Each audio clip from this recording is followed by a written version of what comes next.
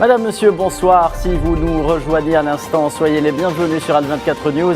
C'est l'heure d'Eco Hebdo, votre émission hebdomadaire justement de décryptage de l'actualité géoéconomique internationale, avec à la clé aujourd'hui ce nouveau contrat de gaz naturel liquéfié passé entre le Qatar et l'Allemagne dans un contexte de stress énergétique qui perdure en Europe alors que Bruxelles n'arrive toujours pas à sécuriser ses alternatives au gaz russe ni à s'accorder sur un plafonnement des prix. Le ministre qatari de l'énergie Saad El-Kaabi a déclaré mardi que la compagnie Qatar Energy avait signé un accord avec l'Allemagne représentée par ConocoPhillips pour un approvisionnement d'une durée de 15 ans en gaz naturel liquéfié à compter de l'année 2026.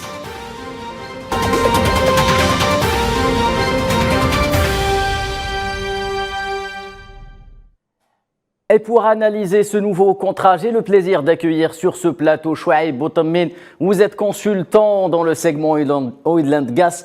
Bonsoir, merci d'être avec nous. Merci, c'est avec plaisir. Nous accompagnera également en direct par téléphone. Il nous aiguillera également. Abdelmajid Attar, vous êtes expert international en énergie, ancien ministre de l'énergie, ex-PDG de Sonatrach. Bonsoir et bienvenue. Oui, bonsoir. Content de vous rencontrer à nouveau. Merci, monsieur Attar. Alors, l'Allemagne, je le disais, donc sous perfusion de GNL Qatari, c'est un sujet signé Mohamed Wali Ben Chaban. En pleine crise mondiale de l'énergie, le Qatar signe un accord avec l'Allemagne pour l'approvisionner en gaz naturel liquéfié pendant 15 ans. À travers cet accord, Qatar Energy et la compagnie américaine ConocoPhillips visent à soutenir la sécurité énergétique en Allemagne, mais aussi dans tout le continent européen. Nous sommes heureux de signer ces accords avec notre partenaire ConocoPhillips pour fournir jusqu'à 2 millions de tonnes par an le GNL au terminal méthanier allemand en cours de développement dans le nord de l'Allemagne. Le GNL qui sera approvisionné par les deux co-entreprises Qatar Energy, ConocoPhillips et les projets d'expansion énergétique NFE et NFS respectivement débuteront en 2026. Qatar Energy exporte chaque année 4 millions de tonnes de GNL. Cela contribue à la sécurité énergétique à long terme de l'Allemagne.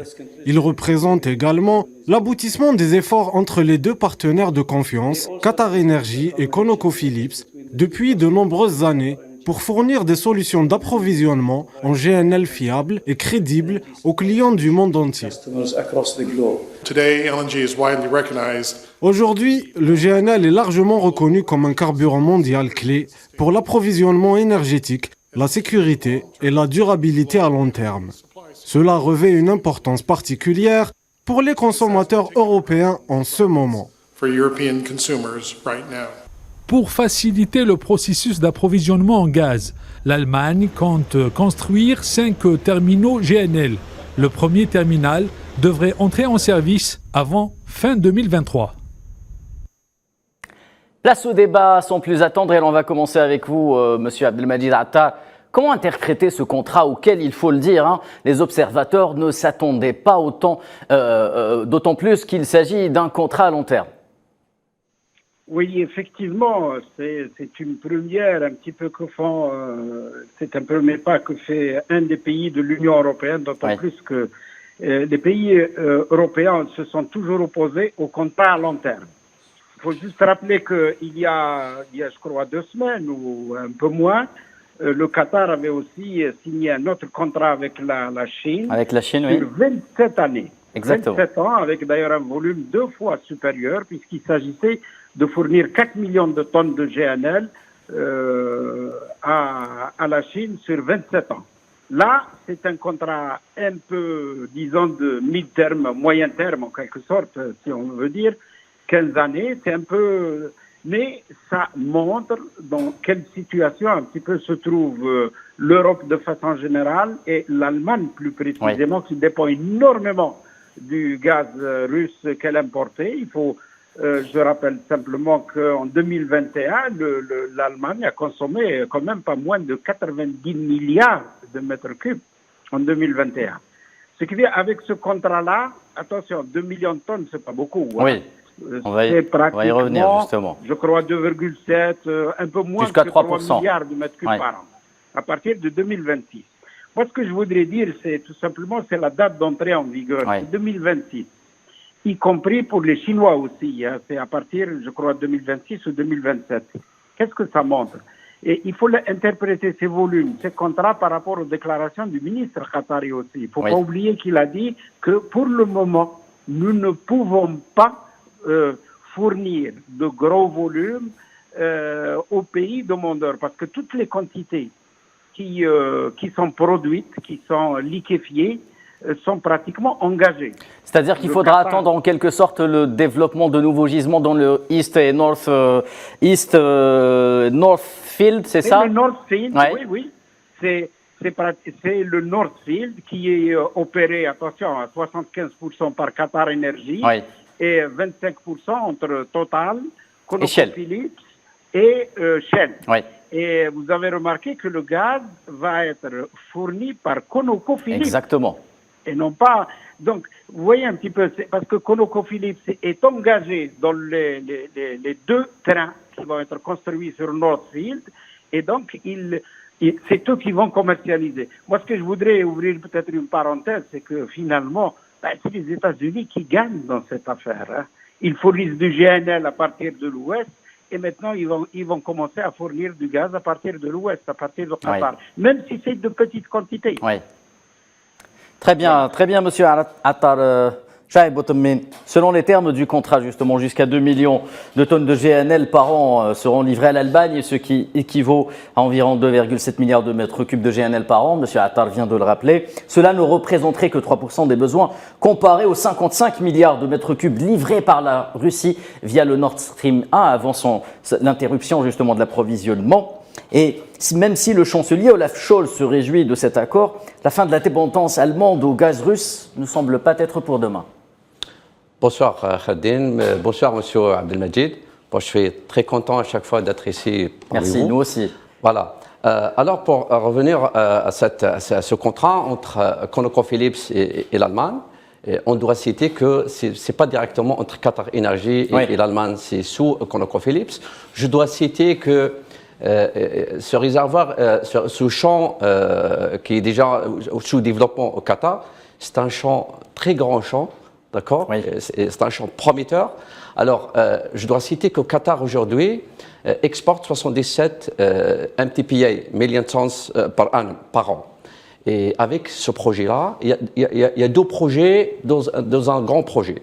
Alors, le grand projet, c'est Northfield East et Northfield South. Alors, le Northfield East va entrer en service en 2026. Avec ce projet-là, Qatar va produire jusqu'à 110 MTPA. Et à partir de 2027, alors il va rentrer le Northfield South va entrer en service. Qatar va produire 126 MTPA. Si on dit MTPA, on doit multiplier fois 1,38, ça va être dans 175 milliards de mètres cubes. Alors c'est un très grand champ entre le Qatar et l'Iran. C'est un champ, je crois, qui va accroître à peu près 50 milliards de mètres cubes sur le marché international. On doit expliquer ce qui se passe sur le monde aujourd'hui. Dans le monde aujourd'hui, c'est que le Nord Stream 1, qui est transporté 55 milliards de mètres cubes, n'est plus en service. Il y avait aussi programmé le Nord Stream 2 qui devrait transporter 55 milliards de mètres cubes, qui n'est plus en service. Exactement. Alors on a écarté 110 milliards de mètres cubes de l'Europe et ce qu'on peut dire, c'est que Qatar va remplacer peut-être Nord Stream 1 avec les 50 milliards de mètres cubes. C'est énorme. Alors revenons à ce contrat-là. Je crois que les 2 millions de tonnes par an, c'est pas grand chose. À mon avis, c'est pas une grande quantité. Si on revient, on était là, je crois, sur ce plateau-là, fin du mois de juin, Sonatrach a annoncé la découverte du gaz au niveau de Hassi R'Mel. Cette découverte a été de 10 millions barils, 10 millions mètres cubes par jour. Alors ça faisait peut-être, on peut dire, 3,6 milliards de mètres cubes. Alors la découverte qui a été annoncée par Sonatrach fin juin est plus importante que le contrat qui est déjà signé aujourd'hui aujourd'hui, hier, entre ConocoPhillips et l'Allemagne. L'Allemagne, maintenant, a un besoin énergétique, un besoin gazier. Vous savez, en 2021, l'Allemagne a consommé entre 95 à 100 milliards de mètres cubes de gaz. 50 à 55% a été approvisionné par la Russie. Exact. Alors, c'est quoi le problème de l'Allemagne aujourd'hui? Le problème de l'Allemagne, c'est de remplacer les 50-55 milliards de mètres cubes. Ce qui est pratiquement impossible, disons-le. Possible, mais pas pour difficile, très difficile. C'est très difficile. Alors, comment elle va le remplacer? Elle va les remplacer par le GNL. Oui. Alors, si on dit GNL, on doit travailler par le million de tonnes. Alors, si on remplace les 50 milliards de mètres cubes, ça va donner à peu près 37 MTPE, millions de tonnes par an. Alors, l'Allemagne a besoin aujourd'hui de 37 millions de tonnes de gaz de GNL par an. Alors, quelles sont les solutions? Il y a l'Algérie, il y a le Qatar, il y a aussi d'autres pays. C'est pour ça l'Allemagne aujourd'hui, on peut dire, a signé un contrat avec ConocoPhilips qui a 3,5% de part dans le Nordfield Est et qui a aussi 6,25% dans Nordfield NFS, Nordfield South. Dans l'Est, oui. Alors, l'Allemagne aujourd'hui doit trouver des alternatives. Et déjà à commencer. Elle s'efforce justement de les trouver, exactement. Mais ce n'est pas facile. L'Allemagne aujourd'hui est en train de construire 6 terminaux. C'est le FSRU, Floating, FSU, c'est des terminaux de regazéification. De GNL. Exactement. Alors, ces terminaux-là, il y a 2, je crois qu'ils doivent être prêts d'ici la fin d'année, qui vont produire, alors les 5 vont produire approximativement 30 milliards de mètres cubes. Oui. Ça veut dire que l'Allemagne aura besoin à plus de 7 à 10 milliards de mètres cubes de regazéification.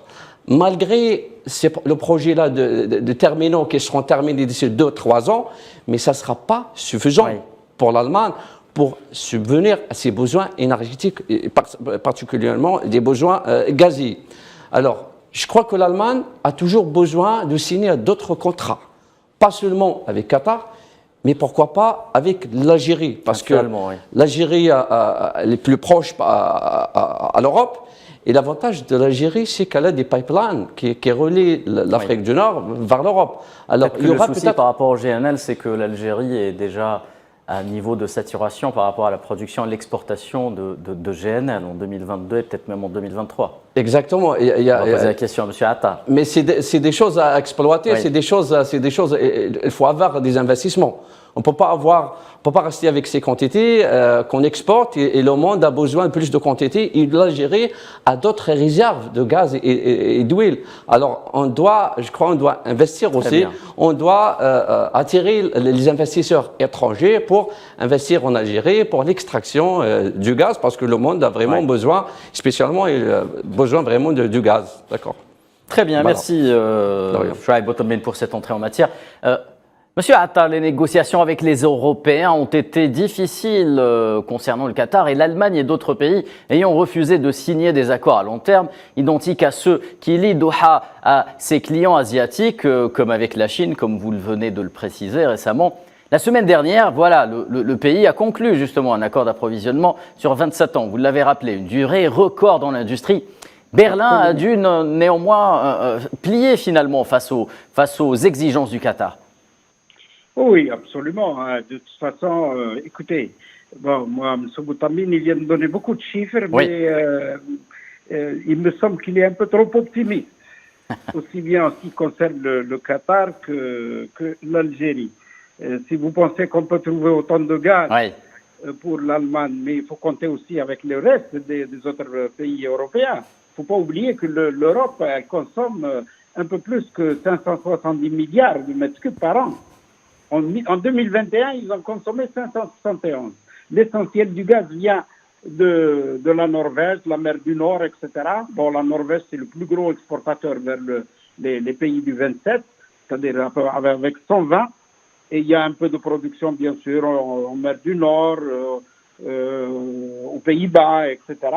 Mais tout le reste venait de Russie, des États-Unis, d'Algérie, un petit peu d'Égypte, très peu de Libye et un peu de Qatar. Bon, si vous pensez que la différence, ce dont ils ont besoin pour remplacer le gaz russe va venir de Qatar, Moi, je pense que non. Les Qataris eux-mêmes ont dit que ce n'était pas possible, Monsieur Atta. Absolument, absolument. C'est pas demain que le Qatar va remplacer tout le gaz. Bon, il va certainement contribuer. Et lui, naturellement. Vous savez, il y a un marché.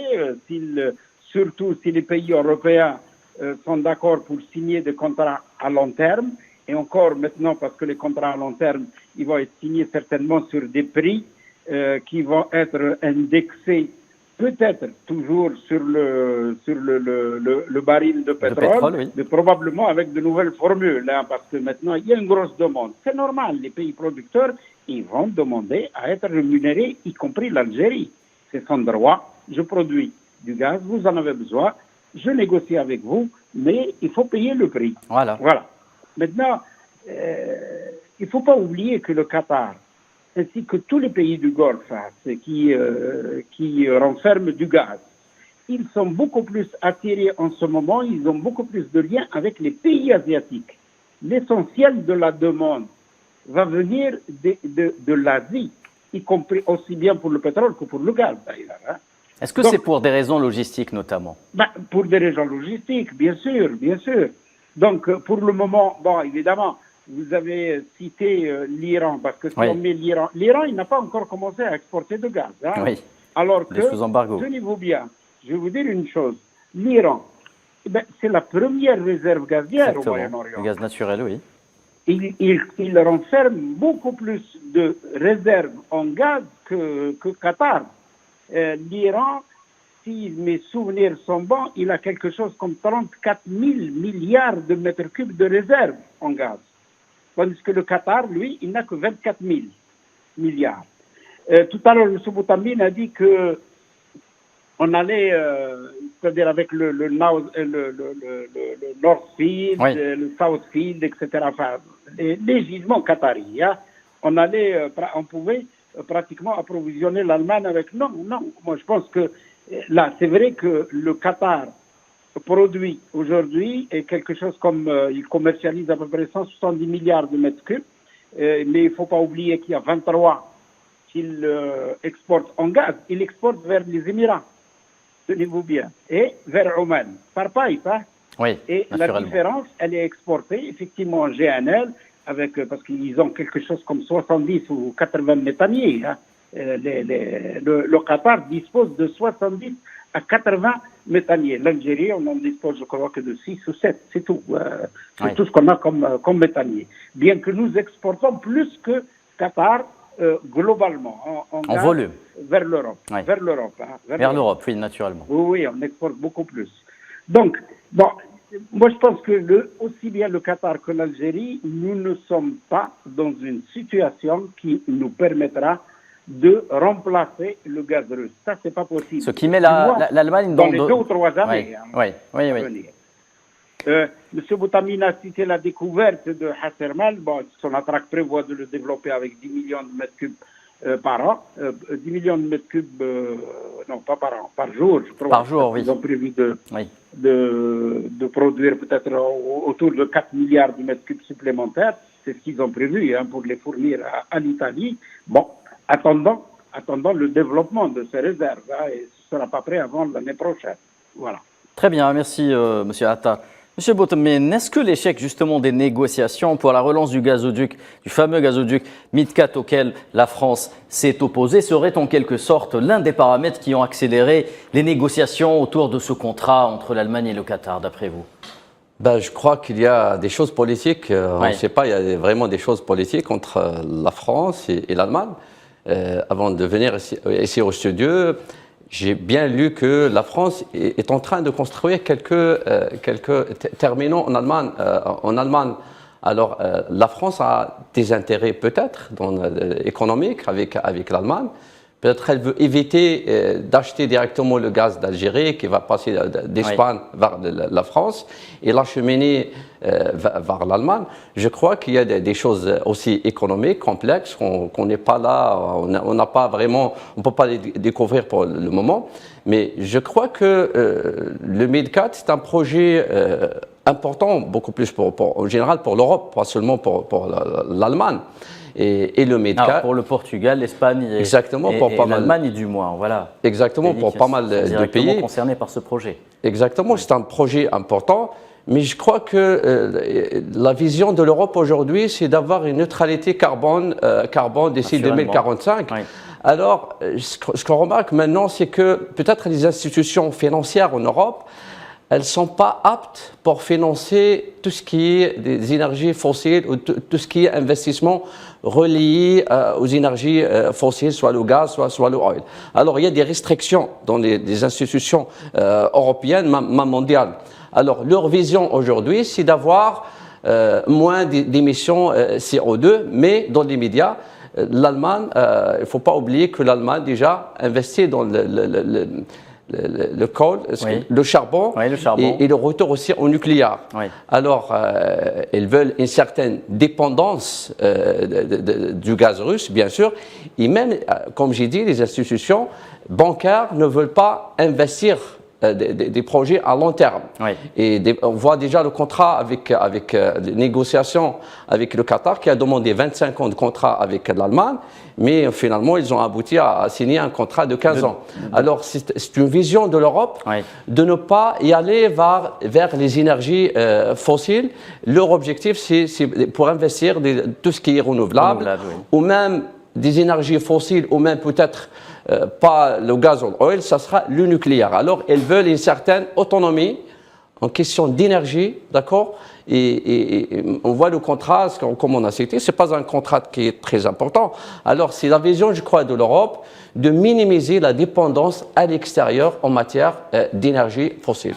Très bien, voilà. Monsieur Boutemine. Monsieur Attar, je vous pose la même question. Y a-t-il une relation, une corrélation entre l'échec relatif, attendant l'avenir, du MidCat et ce contrat entre l'Allemagne et le Qatar? Non, je pense pas.